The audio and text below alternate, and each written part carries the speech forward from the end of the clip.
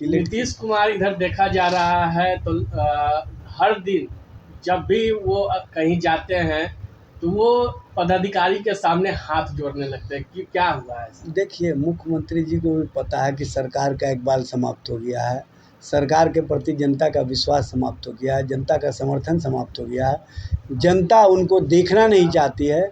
इसीलिए वो इस तरह का खेल खेल करके कहीं ना कहीं अपने आप को जनता के बीच बनाए रखना चाहते हैं। जो मुख्यमंत्री अगर पदाधिकारी अधिकारी के सामने हाथ जोड़ना शुरू कर दे, नतमस्तक हो जाए, तो वो सत्ता अधिक दिनों तक नहीं चलती है। सत्ता हनक से चलता है, सत्ता अनुशासन से चलता है, सत्ता विचारों से चलता है। सत्ता चलाने वाले लोगों का जब विचार शून्य हो जाता है तो इसी तरह की स्थिति होती है कि हाथ जोड़ो पैर पड़ो राजनीति करते हैं। और इसी राजनीति से वो चाहते हैं कि हम बिहार को जीत लेंगे। अब बिहार उनके हाथ से निकल चुका है। बिहार कहीं ना कहीं तेजस्वी जी को देख रहा है। तेजस्वी के नेतृत्व में बिहार में परिवर्तन होकर रहेगा।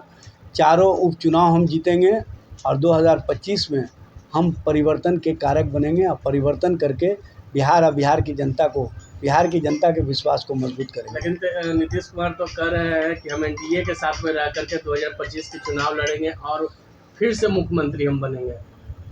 देखिए, मुख्यमंत्री बने कि नहीं बने, लेकिन उनको भारतीय जनता पार्टी अंतिम अध्याय तक पहुंचाने में लग गई है और उनको अंतिम अध्याय में पहुंचा कर ही रहेगी।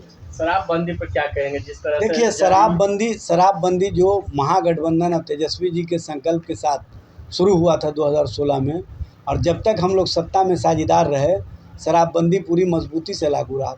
जब जब भाजपा सत्ता में साथ आती है तब तब शराब माफियाओं के संरक्षण के कारण, शराब माफियाओं को कहीं ना कहीं बढ़ावा देने के कारण शराब की दुकानें तो नहीं खुल पाई हैं, लेकिन हर घर तक शराब ज़रूर पहुंच जा रही है। ये बिहार सरकार के उत्पाद निषेध मंत्री रत्नेश सदा स्वयं स्वीकार कर रहे हैं। भारत सरकार के मंत्री जीतन राम मांझी स्वयं स्वीकार कर रहे हैं। तो इससे बड़ा प्रमाण और कुछ नहीं हो सकता है कि बिहार में किस तरह से शराब माफियाओं को सरकार के द्वारा संरक्षित किया जा रहा है। लेकिन नीतीश कुमार कहते हैं कि जो जहरीले शराब पिएंगे वो मरेंगे। नीतीश जी ये क्यों नहीं कहते हैं कि संकल्प लिए थे जो ना पिएंगे ना पीने देंगे?